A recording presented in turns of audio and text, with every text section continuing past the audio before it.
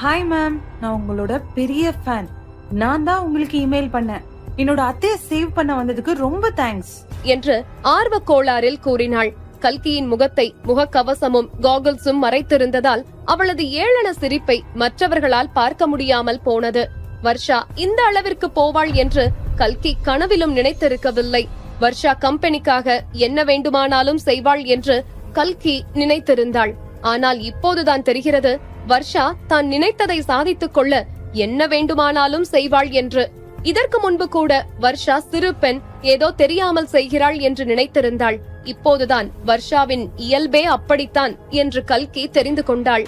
நீங்க தான் மிஸ் கல்கியா என்று டாக்டர் மயூரியாக இருந்த கல்கி மீண்டும் வர்ஷா எவ்வளவு தூரம் போகிறாள் என்பதை அறிவதற்காக கேட்டாள். கல்கியின் குரல் வேறு கொஞ்சம் கரகரவென்று வந்தது. மாஸ்க் போட்டிருப்பதாலும் ஏற்கனவே சளி பிடித்திருப்பதாலும் தான் இவ்வாறு குரல் கொஞ்சம் மாறி இருந்தது. கல்கி அப்படி கேட்டதும் அங்கிருந்த அனைவரும் வர்ஷாவையே பார்த்தனர். வர்ஷாவின் ப்ரொஃபசர் உட்பட அனைவரும் கல்கியையும் வர்ஷாவையும் தான் பார்த்திருந்தனர். புன்னகைத்துக் கொண்டிருந்த வர்ஷாவின் இதழ்கள் அப்படியே உறைந்து போனது.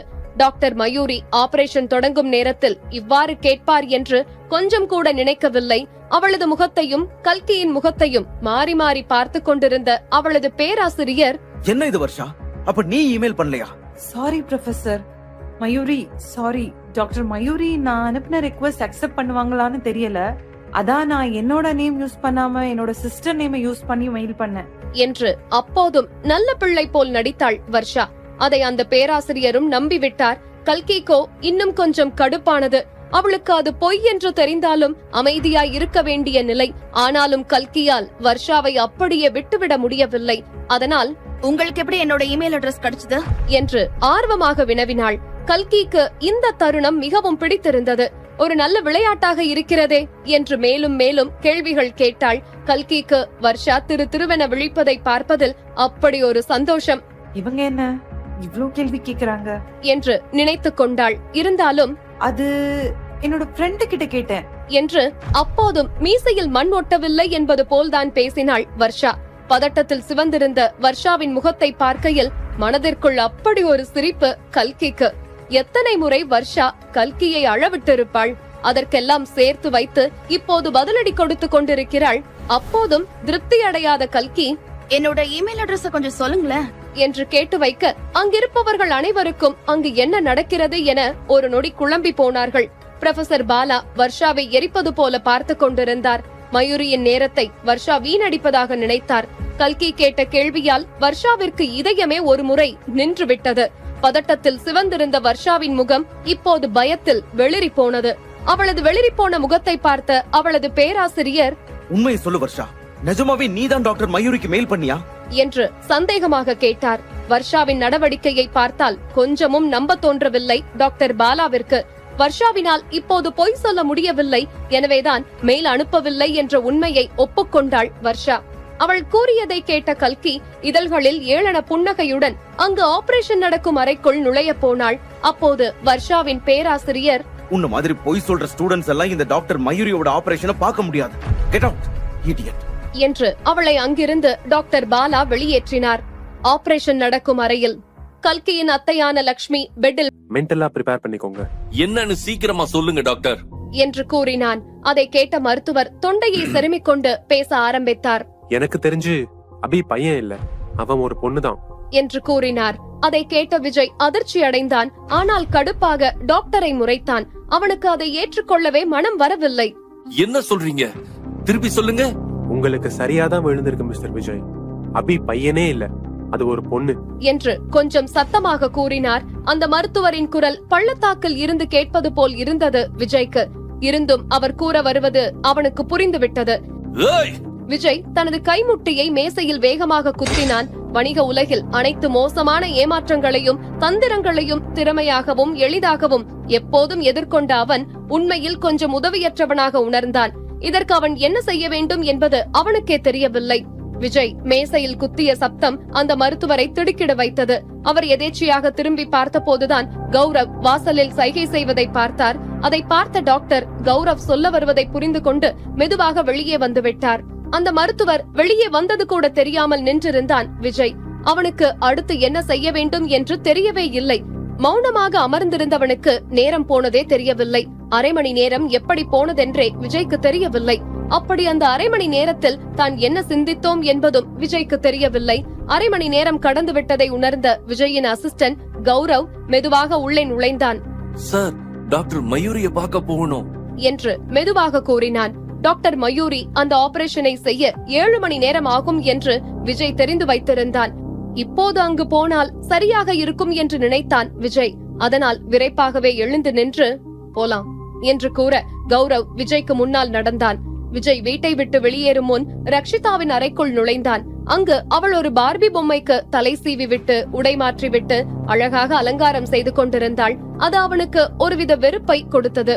அதை பார்த்த விஜய் கோபத்தை கொஞ்சம் கொஞ்சமாக கட்டுப்படுத்த முயன்று அதில் வெற்றியும் அடைந்தான். ஒரு பெருமூச்சை வெளியிட்ட விஜய், அப்பா வெளிய போற அபி, அப்பா திரும்பி வந்ததுக்கு அப்புறம் நாம ஒன்னா சேர்ந்து ஏரோப்ளேன்ஸ் வச்சு விளையாடுவோம் என்று கூற அபினவின் இடத்திலிருந்த ரக்ஷி குட்டி கண்டு கொள்ளவே இல்லையே.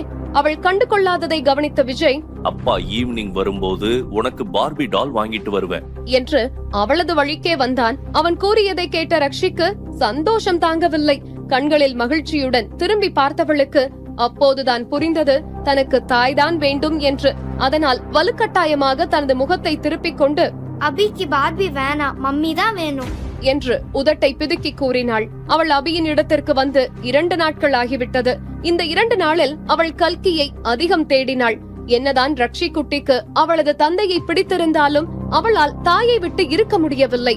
அதுவும் கல்கி செய்யும் சீஸ் சாண்ட்விச்சுக்கு ரக்ஷிதா அடிமை. மேலும் ரக்ஷிதாவால் அவளது தாயிடம் பேசாமல் மட்டும் இருக்க முடியவில்லை. சில நேரம் கல்கியும் குழந்தை போல் பாப்பு என்று ரக்ஷிதா கூடவே சேர்ந்து பேசுவாள். இருவரும் சேர்ந்து பொம்மை படங்கள் பார்ப்பது, பொம்மையை வைத்து விளையாடுவது என்று பல விஷயங்கள் செய்வார்கள். அதெல்லாம் ரக்ஷிதாவிற்கு கல்கியிடம் பிடித்த விஷயங்கள். அதுதானே குழந்தைகளுக்கு பிடிக்கும். விஜய் எப்போதும் உர்ரென்று முகத்தை வைத்திருந்தான். ரக்ஷி குட்டி அம்மா வேண்டும் என்று கேட்டது விஜய்க்கு கோபத்தை இன்னும் அதிகப்படுத்தியது. உண்மையில் அவனின் கோபத்திற்கு அப்போது அளவே இல்லை. கோபமாக நின்றவன் மீண்டும் தன்னைத்தானே அமைதிப்படுத்திக் கொண்டான். இனியும் அபினவிடம் பேசினால் தேவையில்லாமல் தானும் கோபப்படுவோம் என்பதை உணர்ந்த விஜய், நான் வர லேட் ஆகும் அபி, பாய் என்று கூறிவிட்டு வெளியேறினான். அவன் கோபமாக செல்வதை பார்த்த கௌரவும் அவனுக்கு பின்னாலேயே சென்றான். விஜயின் இதயத்தில் யாரோ பல அம்புகளை ஒரே நேரத்தில் தாக்கியது போல் உணர்ந்தான். ஆனாலும் அதை அப்போதைக்கு கைவிட்டுவிட்டு அந்த பெரிய ஹோட்டலை விட்டு வெளியே வந்தான். அவனுக்கு அருகில் சில பாடிகார்ட்ஸும் அவனின் அசிஸ்டண்டான கௌரவும் நின்றிருந்தனர். அவன் அந்த ஹோட்டலை விட்டு வெளியே வந்த அடுத்த சில நிமிடங்களில் அவனுக்கு முன் கார் வந்து நின்றது. என்னதான் கோபத்தில் இருந்தாலும் அவனது முகம் அவ்வளவு தெளிவாக இருந்தது. அவனது ஏமாற்றத்தை முகத்தில் காட்டாமல் ஒரு ரோபோ போல்தான் ஏறி அமர்ந்தான் விஜய். சிறிது நேரத்தில் அவர்கள் மருத்துவமனையை அடைந்தனர். டாக்டர் மயூரியை பிடிக்க வேண்டி விஜய் அந்த ஆபரேஷன் நடக்கும் அறைக்கே செல்ல நினைத்தான். விஜய் ஆபரேஷன் செய்யும் போது அணியும் பச்சை நிற உடையை அணிந்து கொண்டிருக்கும் போது கௌரவ், சார், இது சைக்கலாஜிக்கல் இஷ்யூன்னு நினைக்கிறேன். கல்கி தான் அபி கிட்ட இப்படி எல்லாம் பேச சொல்லி இருக்கலாம். அதனாலதான் அபி இப்படி எல்லாம் பேசுறான்னு நினைக்கிறேன். ஏன்னா பொதுவா அபி இப்படி எல்லாம் பேச மாட்டானே என்று அவனை சமாதானப்படுத்த கூறினான். ஆனால் முன்பு போல் அதை கேட்காமல் இல்லை விஜய். கௌரவ் கூறியதை கேட்ட விஜய் கண்களை தாழ்த்திக் கொண்டான். கல்கியின் நினைவு விஜயை இன்னும் எரிச்சலடைய வைத்தது. உடையை வேகமாக மாற்றிவிட்டு வெளியேறினான் விஜய். நேராக அறுவை சிகிச்சை நடக்கும் இடத்திற்கு சென்றான். அங்கு அவன் சென்ற போது அறுவை சிகிச்சை இன்னும் நடந்து முடிந்திருக்கவில்லை. வெளியே ஒரு நர்ஸ் நின்றிருக்க இவன் சென்றதும் கதவை திறந்துவிட போனாள். ஆனால் விஜய் நோ தேங்க்ஸ் என்ற ஒற்றை பதிலை கூறிவிட்டு அந்த அறுவை சிகிச்சை நடக்கும் அறைக்குள் நுழைந்தான். அங்கு கல்கியின் அத்தைக்கு அறுவை சிகிச்சை இன்னும் நடந்து கொண்டுதான் இருந்தது. அவருக்கு மேல் பல விளக்குகள் ஒளிர்ந்து கொண்டிருந்தது. அவை அனைத்தின் வெளிச்சமும் அந்த அறுவை சிகிச்சை நடைபெறும் டேபிளின் மேல்தான் விழுந்தது. உள்ளே நுழைந்த விஜயின் கண்களோ அறுவை சிகிச்சை செய்து கொண்டிருந்த டாக்டர் மயூரியையே ஊடுருவி நோக்கியது. கல்கியோ இவன் வந்ததை கவனிக்காமல் ஆபரேஷன் செய்வதிலேயே மும்முரமாக இருந்தாள். அவளை பார்த்த விஜயின் மூளையில் ஒரு மின்னல் வெட்டிச் சென்றது. கல்கியும் மயூரியும் ஒரே ஆள்தான் என்ற உண்மையை கண்டுபிடிப்பானா விஜய்? தன்னுடைய மகனுடைய ஆள் மாறாட்டம்